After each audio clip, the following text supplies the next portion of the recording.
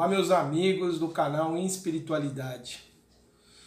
Quero trazer para a nossa reflexão deste vídeo os fatos que muitas vezes nos trazem tanta preocupação, medo, tantas notícias ruins que nos chegam através dos meios de comunicação, e nós somos bombardeados por uma série de notícias tristes do sofrimento que se passa com inúmeras pessoas, não somente no nosso país, como em todo o mundo. Uma pessoa que fica em casa, por exemplo, assistindo todos os telejornais de uma única emissora ao longo de um dia, ela ouve repetidas vezes essas notícias. Se ela busca, através da internet, informação, ela também vai encontrar notícias de caráter muito negativo. E dependendo do estado emocional e espiritual da pessoa, ela acaba assimilando todo esse conteúdo negativo e isso fomenta dentro dela um estado que pode levá-la a um desconforto emocional e, quem sabe, desencadear até outros problemas de natureza psicológica e até mesmo obsessivo, aquela influência que o mundo espiritual exerce sobre nós quando nós acabamos nos tornando vulneráveis. Notícias ruins como essas que ouvimos todos os dias sempre existiram ao longo de toda a história da humanidade. Mesmo que nós vamos dizer que o número hoje é muito maior, porque a população mundial também é muito maior, sempre existiram fatos como estes. O fato é que hoje nós recebemos essas notícias com uma velocidade e com uma rapidez, uma riqueza de detalhes muito grande. E essas notícias, elas são repetidas, repercutidas, elas são comentadas, e isso claramente pode nos predispor a inúmeros desequilíbrios. E fica um questionamento. Então, o que nós vamos fazer no mundo como o que nós vivemos, que apresenta tantos problemas? Vamos nos tornar alienados, indiferentes ao sofrimento? Vamos deixar de nos ligar àquilo que está acontecendo em nosso país, na nossa cidade? Vamos ignorar o que se passa no mundo e vamos viver como se nada estivesse acontecendo? Primeiro, é impossível esse estado de completo alienamento da sociedade, ou alienação. É impossível. Mesmo, a não ser que nós nos isolássemos em algum lugar, em algum momento, e não recebêssemos notícias nenhuma. Mas nós sabemos que devemos viver em sociedade. Viver isolado, sem participar da vida em comum com outras pessoas, pode representar para o espírito, na maioria das vezes, um atraso espiritual, um atraso na sua evolução. Então, o que fazer? Vamos viver em meio à sociedade ignorando o que se passa? Claramente não. É impossível nós não estarmos ligados aos problemas, e mesmo que nós finjamos que eles não existem, nós continuaremos sendo atingidos por eles. Porque de alguma forma nós tomaremos contato com essas realidades e de alguma forma, dependendo de como acolhemos essas informações, elas irão sim repercutir em nós de forma negativa. Então, a grande solução, a grande saída seria entendermos, compreendermos de fato o que significa todo esse processo doloroso que inúmeras pessoas passam diariamente. E nesse sentido, a doutrina espírita nos esclarece de forma muito precisa, muito clara, de que provas, expiações que se manifestam na forma das dores, das lutas, do sofrimento, das doenças, das calamidades, representam oportunidades de progresso para o espírito. Quando nós ouvimos falar de uma tragédia, mesmo aquelas que nós podemos identificar claramente ali os culpados, não está acontecendo simplesmente uma fatalidade, não está acontecendo simplesmente uma obra do acaso. De alguma forma, as pessoas envolvidas naquele processo doloroso estão ali experienciando, vivenciando situações que são pertinentes a elas. Há casos de pessoas, e não quero citar aqui naturalmente nenhum exemplo desses que nos últimos dias temos ouvido, de pessoas que fogem de um lugar, e não vai aqui nenhuma conotação negativa no sentido de fugir. As pessoas deixam um lugar procurando se afastar ali das causas de sofrimento, e elas encontram situações análogas, muito parecidas àquelas que elas deixaram para trás. E nós percebemos que as pessoas procuram, de forma inconsciente, sem saber, os locais onde elas irão vivenciar as experiências que fazem parte do seu crescimento espiritual. Alguém que não esteja habituado com o conhecimento espírita pode ficar chocado com esse tipo de colocação. Daí a importância de, quando vamos conversar com pessoas que não conhecem a doutrina espírita o suficientemente, não levarmos de forma abrupta essa ideia, como aqui nós estamos colocando. Eu sei que muitos dos que nos acompanham aqui já conhecem e entendem bem os princípios que a doutrina espírita nos apresenta para explicar o sofrimento humano. Por isso que, ao dizer isso, as pessoas vão ao encontro das suas provas, das suas expiações. É parte da obra divina de permitir a esses seres as experiências necessárias. Muitos vão dizer, mas Antenor, são casos em que as pessoas poderiam ter evitado essas tragédias. Elas próprias ou o poder público poderia ter evitado isso. E de fato é isso mesmo. Todas as pessoas que são negligentes, indiferentes aos problemas dos outros, acabam involuntariamente servindo às provas, às expiações que essas pessoas que serão vítimas das suas negligências estarão passando. Mas isso não os isenta das responsabilidades que eles possuem. São pessoas que, ao negligenciar um dever, como por exemplo um governante que não utiliza os recursos que o seu cargo oferece para prevenir catástrofes e acidentes ou outros tipos de calamidades que sejam, ele acaba de alguma forma assumindo uma responsabilidade perante as leis divinas pela sua negligência. Eles não poderiam ser aqui, perante as leis humanas, apontados como homicidas, como responsáveis diretos da morte dessas pessoas, mas serão sempre responsáveis pela negligência ou pelo desvio que fizeram das suas funções, porque estavam preocupados com outras responsabilidades, com outros interesses deles e não cumpriram suas responsabilidades. Eles responderão sim, no tempo certo, de acordo com o seu grau de consciência evolutiva, perante as leis divinas, pelo mal que permitiram acontecer. Mas as pessoas que passam por essas tragédias, e não vai aqui nenhuma intenção de nossa parte de nos tornarmos conformistas, que aceitamos resignadamente o sofrimento das pessoas ou até de forma indiferente. Não. Também nos sensibilizamos, nos condoemos, e a doutrina espírita nos ensina isso, que temos que sempre ter a solidariedade e, usando a palavra da moda dos nossos dias, a empatia, ou seja, nos colocarmos no lugar das pessoas que passam por essas experiências e ajudá-las tanto quanto nos é possível. Falamos de modo indireto ou direto sobre isso no nosso último vídeo. Não nos cabe criar sofrimentos, nem sermos os instrumentos voluntários do sofrimento de ninguém. Devemos fazer todo o bem que está ao nosso alcance. Mas precisamos reconhecer, de fato, que as dores e os sofrimentos não desaparecerão tão cedo da experiência humana. Milhões de espíritos, inclusive nós mesmos, necessitamos ainda dessa grande mestra. Ainda necessitamos de alguma forma dessas experiências mais contundentes. E isso também colocado assim choca para quem não está acostumado com o pensamento espírita. Afinal de contas, por que nós precisamos passar por provas e expiações? Por que passar por eventos que nos chocam, que nos traumatizam, que nos ferem, que nos trazem ali tantas vezes a dor e o sofrimento? É parte da nossa necessidade de aprendizado. Quantas coisas nós só sabemos realmente o valor delas quando as perdemos.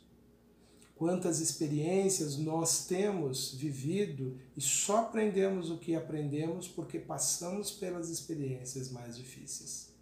Isso porque o espírito é um ser que é moldado pela experiência. E muitas vezes, quando ele não compreende voluntariamente numa vida aquela experiência de ser solidário, de ser capaz de respeitar o outro, capaz de não ferir, ele atrai para si essa experiência da dor e do sofrimento em algum momento. Dirão muitas pessoas: o que vale passar por um sofrimento que não lembramos?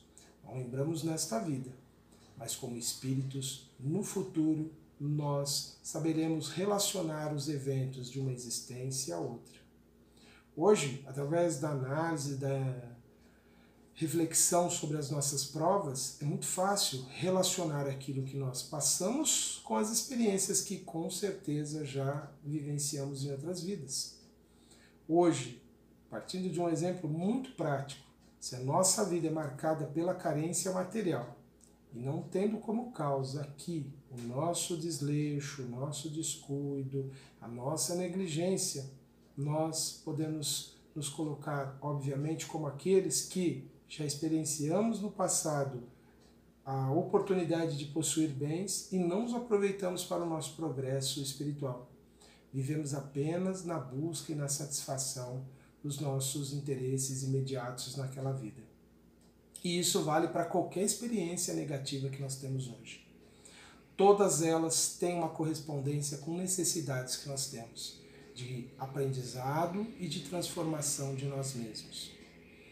Tudo que nós vivenciamos é resultado sempre dessa equação divina que nos confere sempre os resultados das obras que nós procuramos, das obras que nós realizamos, que nos dará sempre como resposta aquilo que nós temos dado à vida. Por isso que nos cabe, nos dias atuais, trabalharmos sempre em favor do bem, sempre em favor do progresso, sempre em favor da beneficência, sempre colocando em prática o princípio sublime da caridade. Será ela sempre o nosso mais importante guardião da nossa paz e da nossa harmonia no presente e no futuro. Porque se a lei divina ela funciona nesse mecanismo automático que nos dá como retorno as nossas ações infelizes, dor e sofrimento, as nossas ações felizes naturalmente seguirão o mesmo princípio. Daí a necessidade de realizarmos o bem, mas nunca com o pensamento de troca mesquinha. Vou ajudar hoje uma pessoa necessitada porque Deus vai me recompensar. Ao nos movimentarmos em favor do bem de alguém, pensando sempre no bem-estar dessa pessoa ou desse ser, porque o bem pode ser praticado para todos os seres. Sempre pensarmos em criar situações favoráveis para o outro, pensando que não gostaríamos daquele sofrimento para nós, de que desejamos ver uma outra pessoa liberta do seu sofrimento. Isso nos levará naturalmente a vivenciarmos o aspecto mais positivo da caridade e da beneficência. Então pratiquemos o bem, desinteressadamente em nosso favor, mas completamente interessados no bem do próximo. E isso proporcionará a nós o bem futuro. Nós, muitas vezes, diante do sofrimento das pessoas que mesmo procuramos auxiliar, ficamos doloridos, compadecidos, da mesma forma que ficamos quando ouvimos as notícias tristes que nos chegam. E muitas vezes nós queremos fazer mais e mais por aquelas pessoas que estamos beneficiando. E muitas vezes nos sentimos até insatisfeitos por não conseguirmos oferecer mais. Esse impulso também pode se tornar negativo, quando nós não conseguimos perceber que há um limite para as nossas ações, que há uma providência divina que levará ao outro aquilo que ele necessita e que nós não podemos fornecer. Por isso que também na prática do amor e da caridade há necessidade do equilíbrio para que não nos tornemos alguém insensato e indiferente às nossas próprias necessidades. Deve haver um equilíbrio em nossas ações, quaisquer que elas sejam. Talvez não estejamos ainda preparados para uma completa renúncia dos nossos interesses e viver uma vida de completa abnegação pelo próximo. como os grandes exemplos que já ouvimos falar tantas vezes. Chico Xavier, Irmã Dulce, Madre Teresa, são seres que já estavam num patamar, numa condição evolutiva que lhes permitia viver integralmente em favor do próximo. Nós, no estágio em que ainda nos encontramos, ainda temos necessidades, seja em razão da vida que escolhemos, seja em razão dos compromissos que assumimos perante a vida, nós ainda temos deveres a cumprir. No futuro, e ele será claro para nós, nós estaremos em posição de entrega total em favor dos necessitados. Então, as nossas ações, nesse sentido, também devem ser pautadas em equilíbrio. Não podemos permitir que a dor daquele que auxiliamos passe a nos paralisar e a nos fragilizar. Diante dos sofrimentos, das lutas do mundo, temos que encontrar o equilíbrio. Nem a indiferença, nem o sofrimento absoluto em função do sofrimento do outro. E a parábola do samaritano me inspira muito nessa reflexão e na compreensão de como devem ser as nossas ações ou as nossas atitudes diante do sofrimento. Certa vez, quando perguntaram a Jesus quem era o próximo, quem era o seu irmão, Jesus lançou mão dessa história admirável de um samaritano que era uma parte do povo judeu que há muito tempo havia se separado dos judeus de Jerusalém e que viviam na Samaria e tinham adotado outras interpretações da lei mosaica. E eles eram mal vistos pelos judeus na época. O samaritano é alguém, então, que, percorrendo uma estrada que levava até Jericó, viu um homem caído, que estava ali inconsciente. Um sacerdote, um escriba, tinham visto aquele homem e não tinham prestado socorro. Mas o samaritano prestou o socorro necessário, ajudou aquele homem, levou até a hospedaria, pagou as despesas e ele prosseguiu a sua viagem. De uma certa forma, esse prosseguir da parábola, ele nos inspira a pensar que diante do sofrimento dos outros, nós devemos fazer aquilo que está ao nosso alcance. Não o que não nos cabe, mas aquilo que nós podemos efetivamente fazer. E prosseguir a nossa viagem. Ou seja, atender os compromissos que a vida ainda nos impõe. Não simplesmente paralisar para lamentar aquele que está sofrendo, não nos desanimar e voltar e recuar em nossa trajetória, prosseguir a nossa vida. Diante de quaisquer sofrimentos, temos que pensar: o que eu posso, meu Deus, fazer pelo meu próximo? Posso auxiliá-lo materialmente? Posso orar por ele? Posso ajudá-lo com palavras? Posso socorrê-lo? Mas a minha vida tem que prosseguir. Os meus objetivos devem ser alcançados. É assim que nós vamos evoluir. É assim que nós vamos crescer. É assim que nós vamos nos transformar nessa pessoa que no futuro poderemos nos dedicar amorosamente, abnegadamente, em favor de todos os que necessitam. Mas não podemos paralisar a nossa caminhada. Não podemos permitir que tristeza, que desilusão, descrença no mundo, falta de fé tome conta de nós. Não podemos permitir que tantos sofrimentos que nos chegam diariamente ao conhecimento nos tire a esperança e a alegria de viver. Que nos tire o olhar para a beleza que o mundo continua apresentando. Devemos sim chorar e lamentar as dores do próximo, nos momentos que isso é possível. Mas devemos entender que todos nós estamos em um grande e extraordinário processo de crescimento, de elevação e de evolução espiritual. E que Deus amorosamente cuida de todos. Amorosamente supre no tempo certo as necessidades que cada um possui. Porém, esse pensamento não pode nos levar a nos tornarmos egoístas e indiferentes, porque muitas vezes seremos nós os instrumentos de Deus em favor daquele que necessita. Mas isso não significa que paralisaremos a nossa vida. Faremos como o samaritano aquilo que nos competia fazer naquele momento e vamos prosseguir a nossa vida.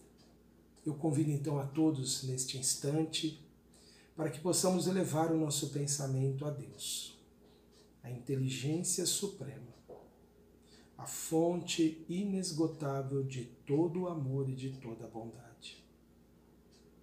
Senhor da vida, nós te agradecemos, Pai, as bênçãos todas que nos chegam, abundantes e infinitas. E pedimos, Senhor, que também possamos ter acrescida a nossa compreensão, o nosso entendimento da vida e a nossa capacidade de aceitar, de compreender a realidade e a dor de tantos que vivenciam experiências tão difíceis.